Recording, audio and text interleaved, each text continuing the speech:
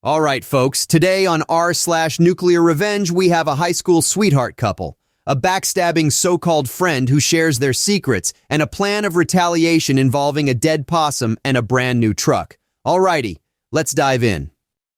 This Reddit story comes from Upstairs Feedback 987, Revenge and Roadkill, a love story. Trigger warning, it's pretty gross. When I was a sophomore in high school, a new guy moved to town, Matt. Matt played guitar and I was a singer. Our love was meant to be. We started dating when I was a junior and he was a senior. I was 16 and he was 17. Honestly, it was a super cute romance that would probably make a decent Wattpad story, but it wasn't meant to last as I was moving to a new state at the start of my senior year. This story takes place about 2 weeks before the end of my junior year, and the school and town are getting ready for senior graduation. The characters, not real names. OP, me, the girlfriend, Matt, my boyfriend, Griffin, the bad friend, Henry, the good friend, and SDP, super dead possum. Jumping right in. Matt was my first everything. Losing my virginity wasn't great, but is it ever? For everyone's sake, I hope that I'm wrong. Matt and I were awkward, but managed to talk boundaries before anything happened. In this conversation, we agreed that it was really important to both of us that this stayed private. Absolutely no bragging or being weird around friends. Griffin was a senior and someone who was in our group of friends, but he was not a close friend. We were all in either orchestra, choir, or band. Everyone in those programs ran in the same social circle. Griffin was a Christian, and it was a big part of his identity while we were at school. He had this, charisma or something that he would use to invite classmates to his church while gently shaming all of us for not being exactly like him. Even though he was a bummer, his whatever charisma kept him active in the social scene, and he was at all of the major hangouts I can remember during that time. I was friendly with Griffin because, to put it simply, I lacked confidence. I grew up in a church where I was taught that men were more important than me and to never question a man. My own mother shamed me for wearing my volleyball uniform at home because it was inappropriate, and get this, it could confuse my brother, what the hell? Effed up doesn't even begin to cover that church or the amount of information I had to unlearn. By the time I was 17, I was fully done with church, but still struggled with all I had been taught. It was a confusing time. Griffin knew this, and his self-assigned senior project was getting me back to church. I'm 99% sure it was only about getting Matt involved because Griffin also wanted Matt to be a Christian. But so far, he had been massively unsuccessful. Matt was not a Christian and had zero desire to know more. He saw firsthand how the church treated me and my family after some crap happened that was out of our control. Matt was not a fan. I kept a journal during that time in my life because if I didn't, I'm sure I would have done something terrible to myself. My journal was plain, nothing on it to draw attention because I never wanted my family to think it was a journal. It was supposed to look like a school notebook. One day during lunch, I was at my usual table where Griffin sat. I realized I needed something from the choir room, so I left my stuff at the lunch table, not thinking anything about leaving my backpack there. I had no idea anyone would go through my stuff because that had never happened before, and I didn't have anything of value in there anyway. Well, as it turns out, my journal ends up being valuable because I had written about Matt and I. Griffin thought he had the ammunition to get me back into church, and I'm assuming Matt was supposed to join us. Griffin proceeded to take my journal and tell basically everyone in our social group, which led to most of the school knowing. A private moment became everyone's common knowledge, and it was freaking humiliating. Thankfully, Matt didn't blame me, even though I felt like it was all my fault. He was more confident than I was, but he also didn't get nearly the same amount of shame thrown his way that I was getting.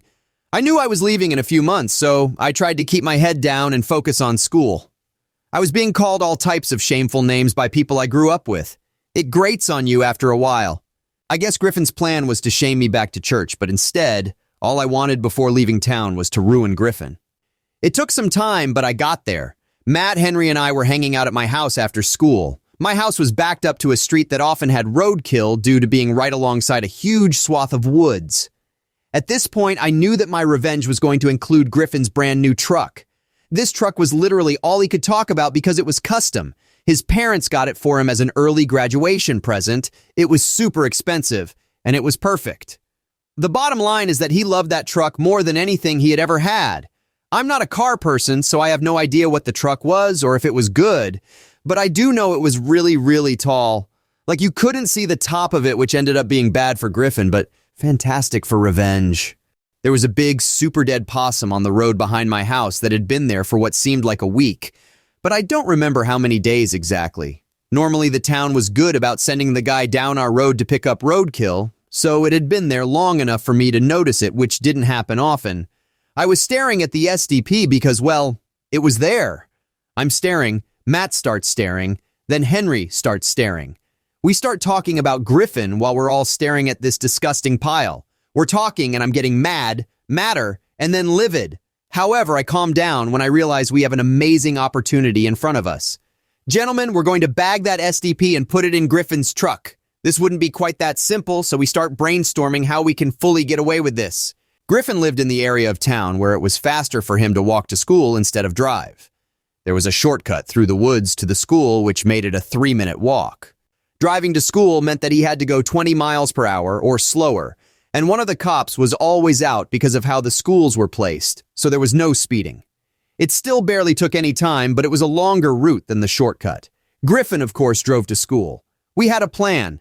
I snuck out that night, met Matt and Henry wearing all black and a mask, bagged up the SDP, the most disgusting thing I've ever done, and drove to Griffin's house. We parked a bit away and went through the woods to the back of Griffin's house, lugging this bag of putrid nonsense. This was before the time where a lot of people had cameras on their property, so we didn't have to worry about anything besides floodlights on the side of the house.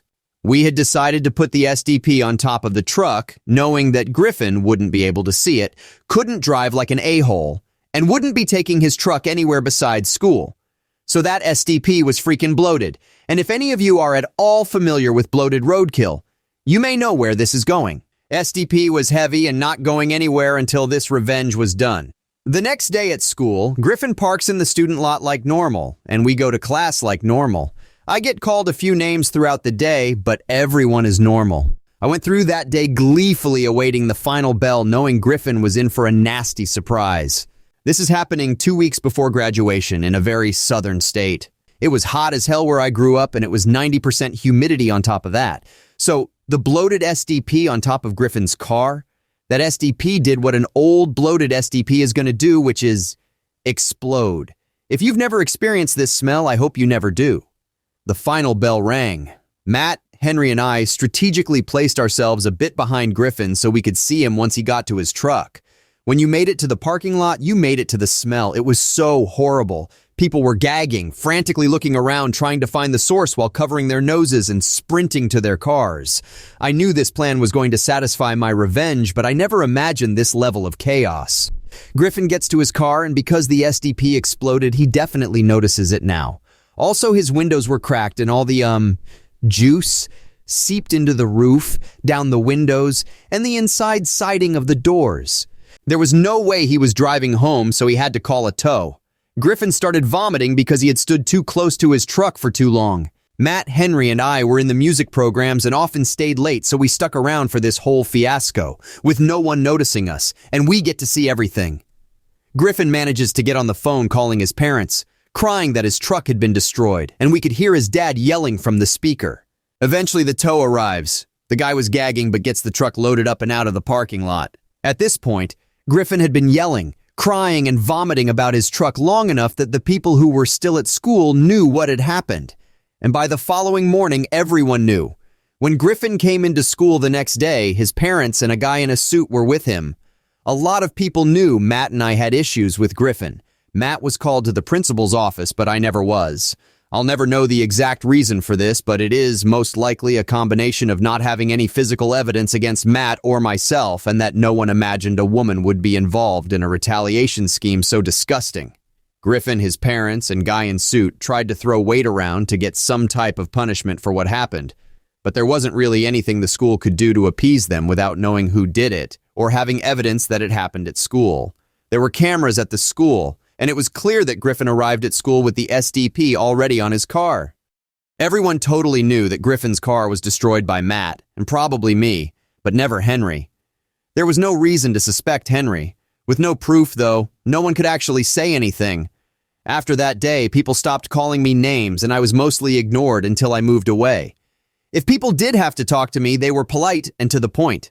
I was told years later that people were genuinely terrified of Matt and I because plenty of crap had been said. So everyone thought they were going to be next. The SDP was very effective. Pretty sure Griffin's truck ended up entirely unusable, but I don't know what they did with it. I only know that they spent a lot of time and a decent amount of money trying to get the smell out with no luck. I wouldn't be surprised if every car detailing service within 100 miles was used. Griffin didn't speak to Matt or me for the remainder of my time in that town. He stopped sitting with us, stopped going to events that we were at, and never invited us to church again.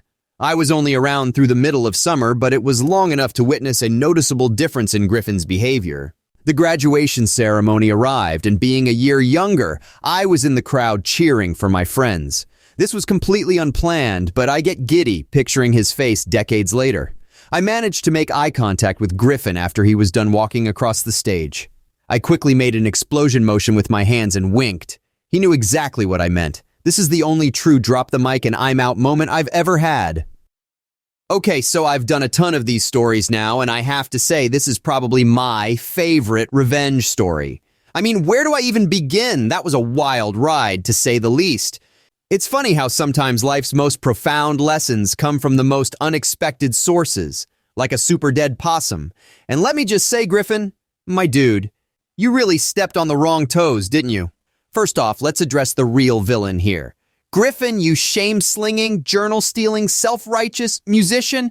I mean, come on, man. You had a hell of a strategy to get OP back into church. Let's shame her. Let's invade her privacy. Let's alienate her from her friends. Oh, yeah, that'll make her love the church again. I gotta say, your methods are as wholesome as a moldy ham sandwich. Now on to our hero, the ever-resilient OP who was dealt a crappy hand but turned it into a royal flush. I mean, honestly, who among us hasn't fantasized about a little well-deserved revenge? But few of us can say we've managed to serve up a revenge dish quite as pungent as a rotten possum. An exploding rotten possum at that. And the explosion gesture at the end? Iconic. Hollywood couldn't have scripted it better. And to Matt and Henry, the steadfast comrades in this tale, you've shown us that true friendship is not just about having each other's back, but also about being willing to bag up roadkill in the middle of the night. Now that's dedication.